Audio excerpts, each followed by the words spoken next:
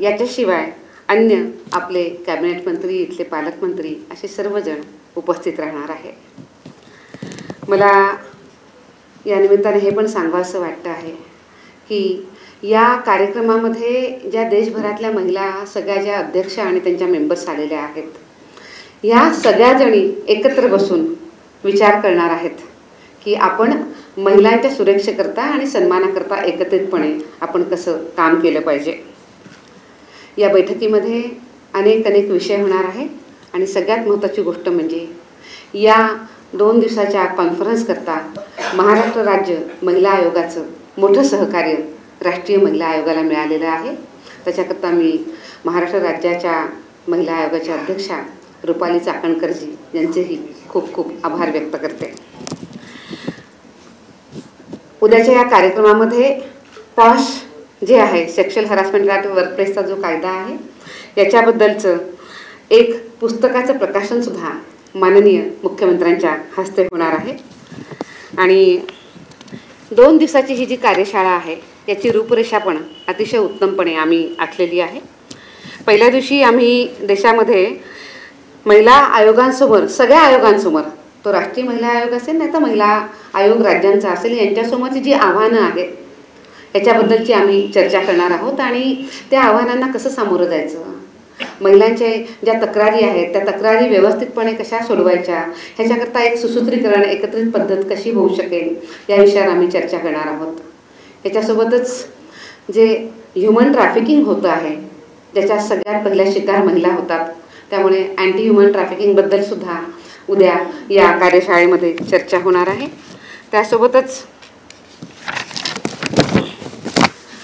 Beijing जाहीरनाम्यानुसार देशामध्ये महिला कायद्यांची अंमलबजावणी, त्याच्या पुढचे आव्हानं आणि संधी, आत्तापर्यंत महिलांच्याकरता ज्या पॉलिसी बनवल्या गेल्या त्या पॉलिसीज, आत्ता चालू असलेले अनेक पॉलिसीज आणि व्यवस्था याचा पण एक आढावा या मीटिंगमध्ये होईल.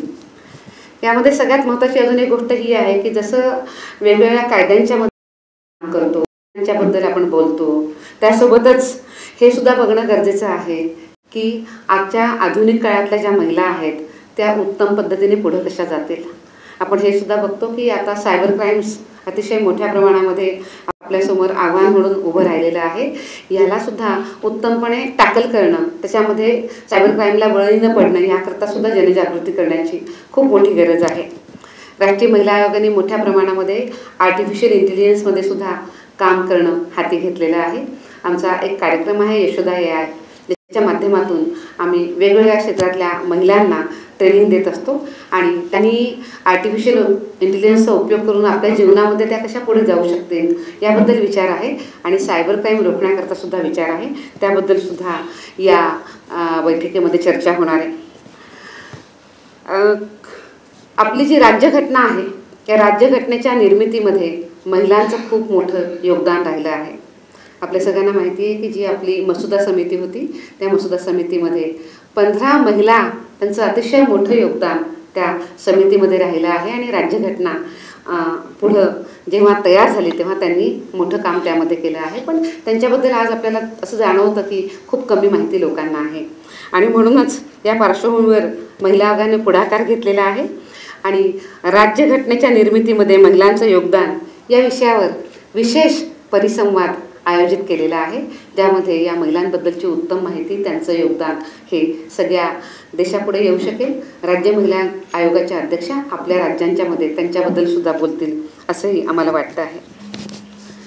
या मीटिंगमध्ये केअर मॅटर्स या थीमवर सुद्धा एक परिसंवाद आहे, ज्याच्यामध्ये अनपेड केअर वर्क्स या विषयामध्ये लक्ष वेधण्यामध्ये येईल.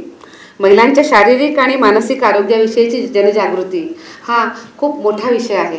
आजही आपण महिलांना तेवढं महत्त्व देत नाही की जेवढं त्यांच्या शारीरिक विषयांकडं आणि मानसिक तब्येतीकडं देणं गरजेचं आहे. त्यामुळे त्या विषयामध्ये पण चर्चा आहे. त्या विषयामध्ये मोठ्या प्रमाणामध्ये माहिती आणि एकत्रित काम करण्याची एक चांगली तयारी आम्ही त्यामध्ये करू. जसं मी आधी म्हटलं की सेक्शुअल हॅरासमेंट ॲट वर्कप्लेस या कायद्याबद्दलची पण जनजागृती आणि त्या विषयावरचं काम यावर पण चर्चा होईल. आणि सगळ्यात महत्त्वाची गोष्ट लिंग समानता या विषयावर अत्यंत अजूनही काम करणं गरजेचं आहे. जेंडर इक्वॅलिटी करता आपल्याला सगळ्या दिशेनं खूप प्रयत्न करण्याची गरज आहे. ते पण एकत्रित प्रयत्न कसे होऊ शकतील हे सुद्धा या बैठकीमध्ये नक्की ठरेल. भारतीय नागरिक सुरक्षा संहिता आपले 3 नवीन कायदे झाले आहेत. पूर्वी IPC CRPC होतं, आता बदल होऊन आता भारतीय न्याय संहिता आणि अन्य 2 कायदे आले आहेत. पण याच्याबद्दलची पण जनजागृती होणं खूप गरजेचं आहे. महिलांच्या दृष्टीनं त्यांची कलमं काय काय आहेत, त्यात काय म्हटलं आहे, त्यांना महिलांना कशी मदत होते आहे याबद्दलचं सुद्धा एक सत्र ह्याच्यामध्ये होणार आहे. जेणेकरून सर्व कमिशनच्या अध्यक्षा महिलांविषयक ज्या धारा आहेत त्या पण त्या नीट समजू शकतील. अशा पद्धतीनं यावरचं पण सत्र आहे.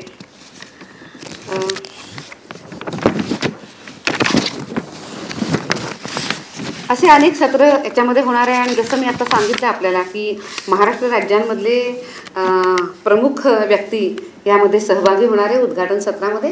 पण यासोबतच देशभरातले मान्यवर स्पीकर आत्ता जी मी सत्र सांगितली आहेत याच्यावर बोलण्याकरता इथं येणार आहेत, ज्यांचा मोठा अनुभव आहे. त्या अनुभवाचा उपयोग या सगळ्या देशातल्या आयोगाच्या अध्यक्षा नक्की करणार आहेत. यासोबतच राष्ट्रीय महिला आयोगानं देशातल्या विविध क्षेत्रांच्यामध्ये काम करणारी, मोलाची कामगिरी करणाऱ्या अशा महनीय व्यक्तींची एक आमची सल्लागार समिती पण आहे. महिलाविषयक कायदे आणि त्याची अंमलबजावणी याकरता प्रभावी सूचना करण्याचं काम ही समिती करते. याशिवाय राष्ट्रीय महिला आयोगाला नवीन विषयांच्यामध्ये, महिलांच्या विषयांमध्ये मार्गदर्शन पण करते, मदत पण करते, कशा पद्धतीने कमिशनने काम करावं. आज त्यांचीसुद्धा आत्ता इथं बैठक होणार आहे आणि उद्याच्या या कार्यक्रमामध्ये ही ॲडवायझरी कमिटीसुद्धा इथं सामील होणार आहे. माझा स्वतःचा असा विश्वास आहे की जेव्हा राष्ट्रीय महिला आयोग देशामधल्या सगळ्या कमिशन्सला एकत्र घेऊन काम करतो, एका विचाराने काम करतो, महिलांच्याकरता जे सेक्शुअल हॅरॅसमेंट ॲट वर्कप्लेस असेल किंवा डोमेस्टिक व्हायलन्स ॲक्ट असेल किंवा आजच्या पद्धतीने आपण बघतो की मातृत्व अवकाश कायदा आहे, असे अनेक कायदे आहे, सायबर लॉ आहे. या सगळ्या विषयांच्यामध्ये जेव्हा आम्ही एकत्रितपणे काम करू, एक धोरण ठरवू, एक दिशा ठरवू, तेव्हा खऱ्या अर्थानं महिलांना न्याय देण्याचं काम खूप उत्तमपणे होऊ शकतं. आणि ह्याकरता या शक्ती संवादाचं आयोजन इथं होतं आहे. मला खूप आनंद आहे की ही जी बैठक आहे ही आपल्या महाराष्ट्रामध्ये होते आहे. याच्या आधी उत्तर प्रदेशमध्ये झाली होती, पण आपल्या महाराष्ट्रामध्ये जिथून मी येते, जिथं आपली ही भूमी पण महिला सक्षमीकरणाकरता अत्यंत सुजलाम सुफलाम अशी भूमी आहे की जिथं महिलांनी मोठं योगदान दिलेलं आहे, अशा भूमीमध्ये ही 2 दिवसाची बैठक इथं होते आहे. याचा मला खूप मोठा विशेष आनंद पण आहे. अशा पद्धतीनं ही बैठक 2 दिवसाची तिथं संपन्न होणार आहे. मागील काळामध्ये महाराष्ट्रामध्ये जी एकंदरीतच महिलांच्या संदर्भातले संवेदनशील प्रश्न पुढे आलेले आहेत किंवा काही घटना घडल्या ते पण एजेंडावर असतील या परिषदेमध्ये? नक्कीच अशा ज्या देशभरामधल्या ज्या संवेदनशील घटना घडतात त्याच्याकडे आम्हाला बघावं पण लागतं आणि आम्ही ते सिरियसली बघतो. तर त्या वेळेला आता सगळ्याच राज्यांमधल्या अध्यक्षा आहेत, त्यांच्यासोबत माझी चर्चा होणारच आहे. आम्ही प्रत्यक्ष भेटण्याची आम्ही कित्येक वेळेला वाट बघतच नाही. फोनवर बोलणं होतं, कित्येक वेळेला ताबडतोबीनं आम्ही सुमोटो कॉग्निजन्स घेतो. पण त्याशिवाय जेव्हा अध्यक्षा प्रत्यक्षामध्ये भेटतात तेव्हा या विषयाची चर्चा होते. मॅडम, नुकतंच आपण म्हटलं की इंटेलिजन्सच्या मदतीने सायबर क्राईम रोखण्यासंदर्भात देखील डिजिटल अरेस्ट हा एक नवीन ट्रेंड समोर आलेला आहे आणि त्यामध्ये महिलांचा वापर जास्त झालेला आहे किंवा अनेक महिला या वेल एज्युकेटेड असून त्या गोष्टींना बळी पडलेल्या आहेत. तर या संदर्भात काही नवीन टेक्नॉलॉजी किंवा AIच्या मदतीने आपण काही ॲप आणून असं काही जनजागृती करणार आहोत? ऑलरेडी राष्ट्रीय महिला आयोगाने या विषयावर काम सुरू केलं आहे. आमचे 2 मोठे कार्यक्रम आहेत जे की आम्ही देशाचे जे यूथ आहेत, तरुण आणि तरुणी, त्यांच्याकरता आम्ही करतो. विशेषतः कॉलेजेसमध्ये आणि विद्यापीठांच्यामध्ये आम्ही हे कार्यक्रम करतो. आमचा एक कॅम्पस कॉलिंग नावाचा कार्यक्रम आहे जो स्टुडंटकरता होतो आणि आत्तापर्यंत त्याचे अनेक कार्यक्रम झालेत वेगवेगळ्या ठिकाणी, ज्याच्यामध्ये आम्ही सायबर क्राईम्स, त्यासोबतच सेक्शुअल हॅरॅसमेंट आणि पॉक्सो अशा 3 विषयांची आम्ही माहिती देतो आणि या सगळ्या यंग जनरेशनला आम्ही अवेअर करतो. आणि जेव्हा हे कार्यक्रम होतात, आम्ही त्यांच्याशी बोलतो, तेव्हा ते म्हणतात की बरं झालं तुम्ही आम्हाला सांगितलं, आम्हाला हे माहिती नव्हतं. तर अशा पद्धतीने आम्ही हा कार्यक्रम करतो. आणि दुसरा जो आमचा कार्यक्रम आहे तो आहे यशोदा AI. सायबर क्राईमपासून स्वतःला कसं वाचवावं आणि त्यासोबतच आर्टिफिशियल इंटेलिजन्सचा उपयोग आपल्या रोजच्या जीवनामध्ये आपल्या कामामध्ये स्मार्टली आपण कसा करू शकतो आणि पुढे जाऊ शकतो ह्याच्यावरचं प्रशिक्षण राष्ट्रीय महिला आयोग करतो. एक महत्त्वाची एक गोष्ट ही देखील आहे की पोस्कोचे जे आपण प्रकार पाहिलेत म्हणजे मागील अनेक दिवसांपासून जर ट्रेंड पाहिला तर 90% ज्या घटना घडलेल्या आहेत या जवळच्या व्यक्तींकडनं झाल्याचं देखील निदर्शनास आलेलं आहे. हे प्रकार रोखण्यासंदर्भात काय नेमकी पावलं ही उचलली जाणार आहेत? कारण मुंबईत दर दिवसाला जर आपण पाहिलं तर अनेक गुन्हे असे दाखल होतात. तर पोस्को आणि अल्पवयीन जी मुली आहेत यांच्या संदर्भातला हा जो ट्रेंड आहे 90% हे गुन्हे जवळच्याच व्यक्तीकडनं होत असतात. त्यामुळे गुड टच बॅड टच ह्या घटना होत आहेत. तर याहून पुढे जाऊन काय करण्यासंदर्भात काही चर्चा? यात सगळ्यात महत्त्वाची गोष्ट आहे की तुम्ही जे म्हणतात त्याच्यामध्ये तथ्य आहे की खूप परिचित लोकांकडनं असे गुन्हे घडले जातात. पण अशा वेळेला जसं कायद्याचा धाक असणं खूप महत्त्वाचं आहे. तर कायदा प्रत्यक्षामध्ये काम करतो, धाक आहेच आहे, पण यामध्ये समाजाची मानसिकतासुद्धा बदलणं फार गरजेचं आहे. आणि मला स्वतःला असं पण वाटतं की त्या विषयामध्ये सुद्धा आपल्याला मोठ्या प्रमाणामध्ये पुन्हा काम हाती घ्यावं लागणार आहे. आणि समाजामध्ये वेगवेगळ्या क्षेत्रात जाऊन ते कॉलेजेस असेल, स्कूल असतील, घरामध्ये आपण जेव्हा बोलतो तेव्हा या विषयावरची जनजागृती करणं फार गरजेचं आहे. कुपोषण हा नवीन आता प्रकार झाला. कुपोषण हा आपण ग्रामीण भागात बघत होतो, परंतु मुंबईमध्ये कुपोषण मोठ्या प्रमाणात आहे. त्याचं थेट कनेक्शन ही महिलांशी आहे. तर ह्या संदर्भात काही स्ट्रिक्ट पाऊल उचलण्यात आलं. मुंबईपर्यंत कुपोषण कधी पोहोचलं नव्हतं, पण जो मागचा जो डाटा आला त्याच्यामुळे मुंबई हा अग्रेसर क्रमांकावरती कुपोषण. आज पण आपण बघतो की अजूनही आपल्या घरांमध्ये महिला या सगळ्यात शेवटच्या आपल्या काळजी घेणाऱ्या अशा व्यक्ती असतात. महिला घरातल्या सगळ्या लोकांची काळजी घेतात, पण स्वतःची काळजी त्या फार घेऊ शकत नाही आणि कुटुंबामध्ये सुद्धा इतकं त्यांना महत्त्व नाही दिलं जात. म्हणून कुपोषण हा विषय आजही महिलांचा दिसतो आहे. आणि यासोबतच ज्या धात्री माता, ज्या आता नवीन आई होणार आहेत किंवा ज्या लॅक्टेटिव्ह मदर्स आहेत, त्यांच्यामधलं कुपोषण हा सुद्धा एक चिंतेचा विषय आपल्याला कधी कधी जाणवतो. काही भागात तो जास्त जाणवतो.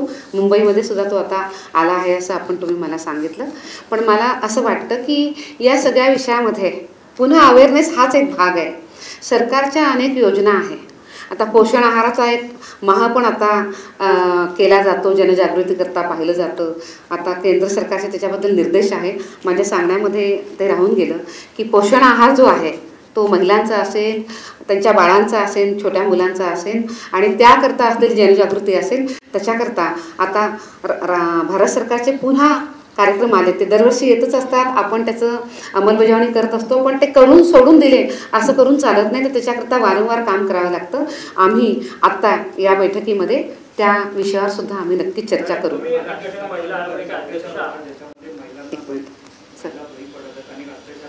पुन्हा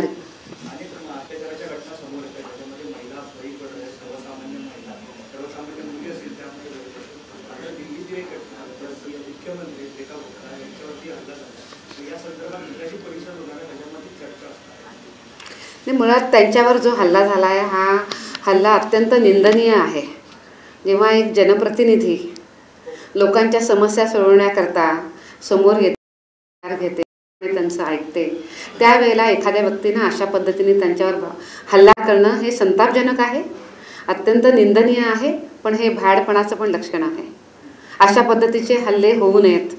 महिलांवर तर कुणावरच होऊ नयेत, महिलांवर तर अजिबातच होऊ नयेत. त्यांच्यावर जो हल्ला झाला त्याची मी निंदा करते. पण या हल्ल्याची योग्य स्तरावर दखल घेतली गेली आहे. त्याचा तपास पण चालू आहे. मला आशा आहे की ज्या चुकीच्या पद्धतीने त्यांच्यावर हल्ला झाला आहे याची पूर्णपणे चौकशी होईल. जे दोषी आहेत त्यांच्यावर कडक कारवाई पण होईल. मॅडम, तुम्ही राष्ट्रीय अध्यक्ष आहात महिला आयोगाच्या, परंतु राज्य महिला आयोगाचे जे अध्यक्ष आहेत रुपाली चाकणकर, त्यांच्यावरती सातत्यानं काही ना काहीतरी आरोप जे आहेत ते विरोधकांकडनं लावण्यात येतात. त्या कुठेतरी पक्षपातीपणा बघून संपूर्ण कारवाई जी आहे ती त्यांच्या महिला आयोगाकडनं होते असं देखील आरोप जो आहे तो विरोधकांकडनं होतोय त्यांच्यावरती. आणि सोबतच पुण्यामध्ये मध्यंतरी एक प्रकार घडलेला होता महिला मुलींच्या संदर्भात. पोलिसांनी शिवीगाळ केलेली होती. त्या ज्या काही अक्यूज ज्या काही मुली होत्या त्यांची नावं देखील राज्य महिला आयोगाच्या ट्विटर हँडलवरतून त्यांची नावं जी आहेत ती समोर आणलेली होती. खरं तर हे सगळं गुप्त ठेवत असतात, परंतु ज्यांच्यावरती अत्याचार झाला त्यांची नावं उघडकीस राज्य महिला आयोगाने. मला याबद्दल तशी माहिती नाही आहे, पण मी एक जनरल जरूर सांगेल की ज्या काही संवेदनशील घटना असतात त्या घटनांमधलं स्थळ असेल, नावं असतील, चेहरा असेल, त्या संवेदनशील घटनांमधल्या अशा गोष्टी समोर येऊ नयेत, त्याच्यावरची आपण राज्य महिला आयोगाला काळजी घ्यायला सांगूयात. याला जोडून एक प्रश्न आहे. राज्य महिला आयोगाची जी संपूर्ण बॉडी आहे ती देखील अर्धवट आहे आणि त्या देखील सदस्यांच्या जागा या भरलेल्या आहेत. सरकारला याचं गांभीर्य नाहीये का की महिला आयोग एकीकडे या सगळ्या गोष्टींकडे गांभीर्याने पाहतो, मात्र दुसरीकडे सदस्य बॉडी हीच अपुरी आहे. त्यामुळे असे घटना होत आहेत का की एकतर्फी निर्णय घेतले जात आहेत, त्यातनं हे आरोप होत आहेत का? या संदर्भात नेमकं सरकार कधी गांभीर्याने विचार करणार, सदस्यांना नेमणार की हे फक्त बोलायचेच विषय राहावेत असं? नाही, मला मुळामध्ये असं पण वाटतं की या सगळ्या विषयामध्ये आपण गंभीर असलं पाहिजे. काही महिन्यापूर्वीपर्यंत तर राज्य महिला आयोगामध्ये सदस्य होत्या. नवीन नियुक्ती आता होणं बाकी आहे, तर ती नवीन नियुक्ती व्हावी याकरता मी माननीय मुख्यमंत्र्यांना जरूर मी सांगेल. आणि मला हे पण सांगावं असं वाटतं की राज्य महिला आयोग हा राज्यातल्या महिलांच्या संरक्षणाकरता, त्यांना आधार देण्याकरता, त्यांच्यावर ज्या काही पीडित आहेत त्यांना मदत करण्याकरता या विषयाकरता काम करणारा आहे. तर आयोगाला आपण कोणत्याच राजकीय दृष्टिकोनातून, चष्म्यातनं आपण बघू नये. कमिशन महिलांकरता काम करतं, आपण त्याच्याकरता बघावं. मला असं पण वाटतं आहे की आपण या विषयावर बोलावं, ज्या 2 दिवसाच्या आपल्या मीटिंग्ज आहेत त्याच्यावर. पण मी जसं सांगितलं की मोर ऑर लेस अशा पद्धतीनं आपण सामंजस्यानं केलं पाहिजे. आणि आयोग हा महिलांच्याकरता काम करणारा आहे, तर आयोगाची जी आयोगाचा जो सन्मान आहे, आयोगाकडे जे अधिकार आहेत त्याला बघून आपण सगळ्यांनी मिळून उत्तमपणे काम केलं पाहिजे. राज्य महिला आयोगाला काही समज देणार आहे का या सगळ्या त्यांच्या भूमिकेच्या संदर्भात, कारभाराच्या संदर्भात? कारण एकूणच गेले 1-2 नाही तर जवळपास 1.5 वर्षांपासून ही पदं रिक्त आहेत. यावरनं राज्य महिला किंवा आयोगाला याचं गांभीर्य नाहीये का? रुपाली चाकणकरांची निवड ही दुसऱ्यांदा झाली आहे महिला आयोगावरती. पहिल्या मला असं वाटतं की आपण फार काही व्यक्तीवर जाऊ नये. आपण कमिशनचं काम या विषयावर आपण अधिक जास्त फोकस केला पाहिजे. आणि मी जसं म्हटलं की आमच्या या 2 दिवसाच्या बैठकीमध्ये आम्ही सगळ्या आयोगांशी आमचा संपर्क, बोलणं होतंच. त्यांना काम करताना येणाऱ्या अडचणी आहेत, चॅलेंजेस आहेत, यावर पण गोष्ट होते. तर ती महाराष्ट्रामध्ये सुद्धा आपण बोलूयात. पण आयोगाकरता आपण आयोग हे व्यासपीठ कुठंही बोलण्याकरता किंवा टीका करण्याकरता येऊ नये. आपण ते महिलांच्या सन्मानाकरता वापरावं आणि त्याच्याकरता प्रयत्न पण करावे.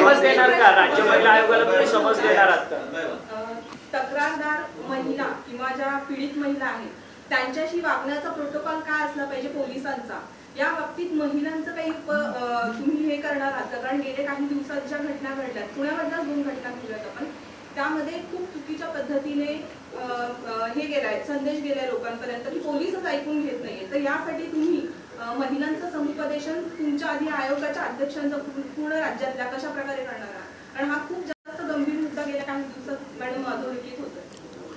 नाही, मुळामध्ये पोलिसांच्याकडनं जर महिलांशी नीट ते बोलत नसतील तर त्यांनी नीट वागायला हवं, नीट बोलायला हवं. मुळात तक्रारदार महिला ही फार त्रासलेली असते आणि तिच्याकरता पोलीस हा आधार आहे.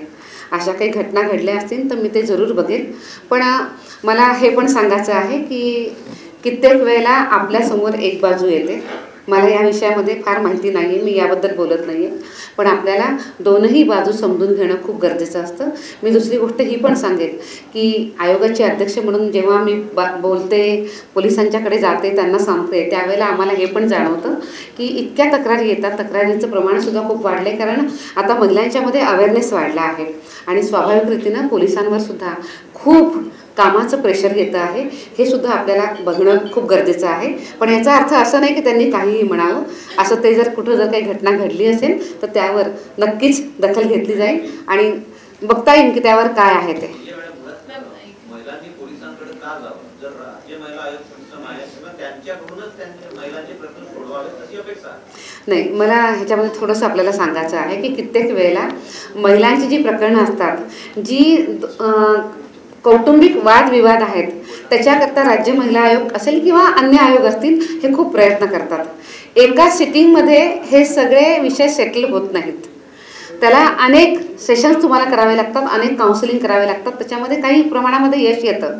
पण तरीसुद्धा अजूनही असे अनेक प्रकरण असतात की ज्याच्यामध्ये पोलिसांचा हस्तक्षेप लागतो, त्याशिवाय ते पुढे जाऊ शकत नाही. आणि अशा वेळेला आयोगाला, मग तो राज्य महिला आयोग असेल किंवा अन्य कोणी असेल, पोलिसांना सांगावं लागतं. त्यामुळे पोलिसांची याच्यामध्ये भूमिका महत्त्वाची होते. हे पोलिसांना आम्हाला सांगावंच लागतं. महाराष्ट्रामध्ये असं आहे की बेपत्ता महिलांचं प्रमाण मोठ्या प्रमाणात त्यांचं अजूनही कुठे ठाव ठिकाणा नाहीये. पोलीस तपास करतात का काय नाही करत माहिती नाही, परंतु बेपत्ता महिलांचं प्रमाण प्रचंड वाढलेलं आहे. कसं बघताय? मी याच्यात 2 गोष्टी सांगेन. हा विषय नेहमी वारंवार समोर येतो. आपण जर बेपत्ता महिलांचं प्रमाण दरवेळेला संख्या खूप जास्त दिसते हे खरं आहे, पण जर आपण त्याच्या मागच्या वर्षी गेलात, त्याच्या मागच्या वर्षी गेलात, आपण जर हे पाहिलं तर मिसिंगच्या कंप्लेंट्स होतात त्या खूप मोठ्या प्रमाणामध्ये दिसतात. आणि त्यानंतर आपण जर वर्षभराने 1.5 वर्षांनी जर आपण पाहिलं तर त्यातल्या अनेक महिला पुन्हा सापडतात सुद्धा. त्यामुळे आता मी या घटनेकडं, याला अनेक आयाम आहेत. मिसिंगच्या ज्या घटना होत आहेत त्याला अनेक आयाम आहेत. आपल्याला कित्येक वेळेला काही अल्पवयीन मुली आहेत, काही मोठ्या महिला आहेत, यांचं मिसिंगचं प्रमाण आपल्याला दिसतं, पण नंतर पोलीस त्यांना शोधूनसुद्धा काढतात. त्यामुळे मला असं वाटतं की सामाजिक दृष्टीनं आपल्याला या घटनेकडं बघणं खूप येतो, बिलकुल आहे. पण या सगळ्या घटनांच्यामध्ये ह्युमन ट्रॅफिकिंग नसतं. ह्याच्यामध्ये स्वेच्छेनं किंवा काही थोडंसं फसवून किंवा काही आमिष दाखवूनसुद्धा घेऊन गेलेल्या अशा पण महिला असतात. यामध्ये सगळ्याचं प्रमाण आहे. पण याच्यातलं जे ह्युमन ट्रॅफिकिंगच्या ज्या घटना आहेत त्या मात्र खूप गंभीर आहेत. पण ह्या सगळ्या घटनांच्यामध्ये आपण जर बेपत्ता झालेल्या महिलांचं जर प्रमाण जर बघितलं तर त्याचं प्रमाण तुलनेमध्ये कमी आहे संख्येमध्ये. मात्र ह्या ज्या घटना घडतात त्या सिरियस आहेत. त्याच्यामध्ये मला अजून एक गोष्ट सांगायची आहे की याच्यामध्ये आम्ही मोठं पाऊल उचललं आहे. अशा ज्या ट्रॅफिकिंगच्या ज्या घटना घडतात याला रोखण्याकरता आम्ही RPF सोबत, रेल्वे पोलीस जे आहेत त्यांच्यासोबत आमचं आत्ताच एक मोठं टायअप झालेलं आहे. आमचं MOU झाला आहे आणि माननीय रेल्वे मंत्री अश्विनीजी वैष्णव यांच्यासमोरच हा MOU झाला. आणि राष्ट्रीय महिला आयोग आणि RPFनं मिळून काम करण्याचं या विषयामध्ये ठरलं आहे. आम्ही ऑलरेडी काम करतच होतो, पण आता आमचा MOU झाला आहे. आम्ही अजून अधिक प्रभावी पद्धतीने ह्याच्यामध्ये काम करतो आहोत. ह्याच्यासोबतच मग CISF असेल, BSF असेल, त्यांच्यासोबत करून ह्युमन ट्रॅफिकिंग थांबण्याकरता आम्ही मोठ्या प्रमाणामध्ये प्रयत्न करतो. राजकीय व्यक्तींकडनं महिलांवरती अत्याचार होतात आणि अशा घटना ज्या आहेत त्या आता मोठ्या प्रमाणात वाढत चाललेल्या आहेत. तर त्या राजकीय व्यक्तींना शिक्षा होण्याकरता काही राष्ट्रीय महिला आयोगाकडनं विशेष काही कायद्याच्या संदर्भात काही तुमच्याकडनं संपूर्ण तरतूद केली जाणार का? तुम्ही काही पुढाकार घेणार आहात का? कारण की मोठ्या प्रमाणात आता राजकीय व्यक्तींकडनं महिलांचे अत्याचाराचे प्रश्न समोर उघडकीस येताना पाहायला मिळतात. नाही, मुळात तर मी हे म्हणेन की व्यक्ती कोणी असू देत, महिलांवर अत्याचार करते आहे हे मंजूरच नाही आहे, ते कोणी असू देत. त्यामुळे याबद्दलचं काही बोलण्याचं कारणच नाही की हे कोणी आहे तर काय म्हणून, तर ते मंजूरच नाही आहे.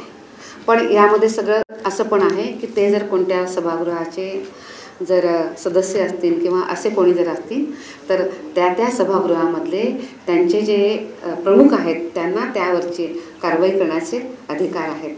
आणि अशा वेळेला जर अशा काही घटना घडल्या तर राष्ट्रीय महिला आयोग त्यामध्ये लक्ष पण घालतो आणि संबंधित जे हाऊस आहेत त्यांचं आम्ही लक्ष पण त्यामध्ये वेधतो. एकंदरीत 2 दिवसाचा जो कार्यक्रम आहे, या मॅडम एक मराठी शेवटचा, या 2 दिवसाचा कार्यक्रम आहे मुंबईत पार पडतो. विरोधी पक्ष म्हणजे महिला ज्या प्रतिनिधी आहेत विरोधी पक्षातल्या त्यांना देखील निमंत्रण देणार आहेत का, किंवा ते देखील उपस्थित राहण्याचं? नाही, मुळामध्ये मी एक गोष्ट सांगते की आम्ही प्रयत्न केलेला आहे की आधी मी हे सांगते की हा आयोगाचा कार्यक्रम आहे, हा काही तसा राजकीय कार्यक्रम नाही आहे. त्यामुळे हा आयोगाच्या पद्धतीनंच हा कार्यक्रम होईल. पण आम्ही महाराष्ट्रामध्ये आलो आहे आणि महाराष्ट्रामध्ये उत्तमपणे आपल्या महिला जनप्रतिनिधी आहेत, खासदार पण आहेत, आमदार पण आहेत. आम्ही त्यांना निमंत्रण ऑलरेडी दिलेलं आहे आणि उद्याचं जे उद्घाटनाचा जो कार्यक्रम आहे त्या कार्यक्रमाला आम्ही सगळ्या, तो काही महिला जनप्रतिनिधी हा एकच क्रायटेरिया, त्या कुठल्या पक्षाशी किंवा हा काही विषय नाही आहे, आम्ही त्या सगळ्यांना आम्ही निमंत्रण दिलेलं आहे. जी, अब मैं हिंदी में कर देती हूँ. हाँ, शॉर्ट में कर देती हूँ. राष्ट्रीय महिला आयोग की 2 दिवसीय शक्ति संवाद 22 और 23 तारीख को मुंबई में होने जा रहा है। इस शक्ति संवाद का उद्घाटन महाराष्ट्र के मुख्यमंत्री श्री देवेंद्र फडणवीस जी करेंगे।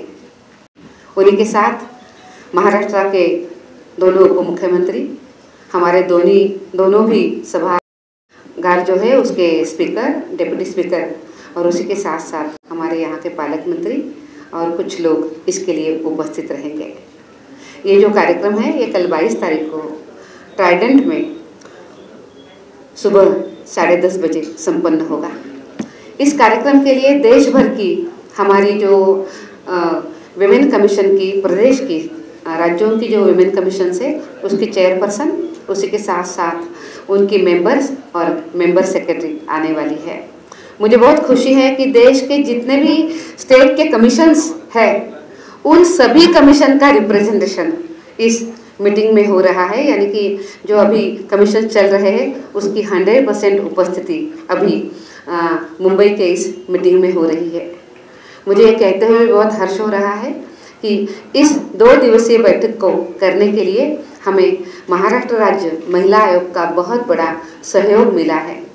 मैं महाराष्ट्र राज्य की महिला आयोग की अध्यक्षा श्रीमती रूपाली चाकणकर जी का बहुत बहुत धन्यवाद भी करती हूँ।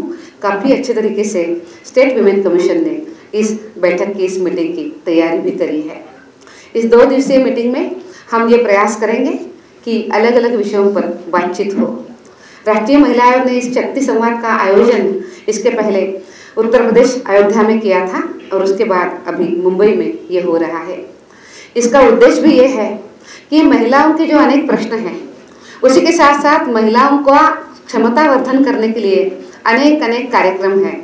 और सबसे बड़ी बात यह है कि महिलाओं के लिए अनेक उनको महिलाओं को सुरक्षा, सम्मान, सक्षमीकरण करने के लिए जो अनेक कानून बनाए गए हैं उन कानून का प्रभावी क्रियान्वयन हम कैसे कर सकते हैं, इसमें काम करने के साथ साथ हमें क्या क्या अड़चनों का सामना करना पड़ता है और हम उससे कैसे उभर कर आकर महिलाओं के साथ न्याय कर सकते हैं, इस विषय का कलेक्टिव जो एफर्ट्स है, कलेक्टिव जो चर्चा है इस 2 दिन में यहाँ पे होगी।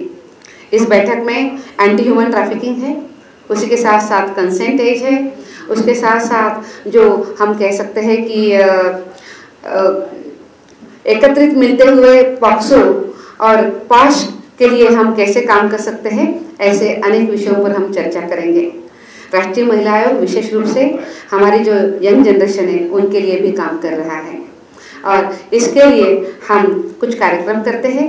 आर्टिफिशियल इंटेलिजेंस में अभी राष्ट्रीय महिला आयोग बहुत अच्छा काम कर रहा है और AI सशक्त नारी के रूप में हम देश की महिलाओं को देखना चाह रहे हैं। इसके लिए भी हमने एक कार्यक्रम का, एक सत्र का हमने आयोजन किया है। फिजिकल और मेंटल वेलबींग बहुत ज़रूरी है, इसीलिए महिलाओं की फिजिकल और मेंटल सोशल वेलबींग के लिए भी एक सत्र होगा।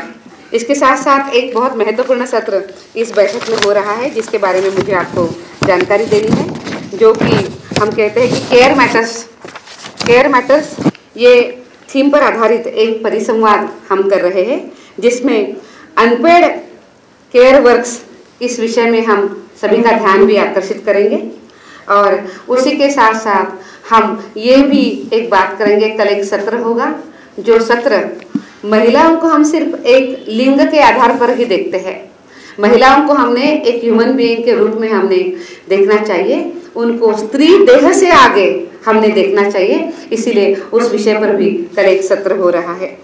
भारतीय न्याय संहिता जो है और भारतीय नागरिक सुरक्षा संहिता, इसमें जो महिलाओं के लिए अलग अलग धाराएं हैं उसके बारे में कल बहुत अच्छी जानकारी यहाँ पे मिलेगी, ताकि महिलाओं के बारे में जो भी हम धाराएं लेकर काम करते हैं वो सभी के ध्यान में आ जाएगी। ऐसे अनेक विषयों पर हम ये 2 दिवसीय बैठक कर रहे हैं और मुझे विश्वास है कि देश के सभी कमीशंस का इसी के माध्यम से बहुत अच्छे तरीके से मिलकर काम करने का एक प्रयास हम प्रस्तावित करेंगे। एक शक्ति संवाद होगा, ये शक्ति संवाद पूरे देश भर में हम अच्छा सा प्रस्तावित करेंगे। देश की सभी महिलाओं को न्याय देने के लिए काफ़ी अच्छे तरीके से ये प्रयास कारागिर रहेंगे। मैं महाराष्ट्र राज्य के मुख्यमंत्री आदरणीय श्री देवेंद्र फडणवीस जी और उनके सभी सहकारी कल उद्घाटन के लिए यहाँ पर आ रहे हैं। उन्होंने भी ये कार्यक्रम करने के लिए बहुत सहयोग किया है। मैं उनका, महाराष्ट्र गवर्नमेंट का और उसी के साथ साथ महाराष्ट्र के जो वुमेन कमीशन है उनका, उनकी अध्यक्षा श्रीमती रूपाली चाकणकर जी का बहुत बहुत धन्यवाद करती हूँ।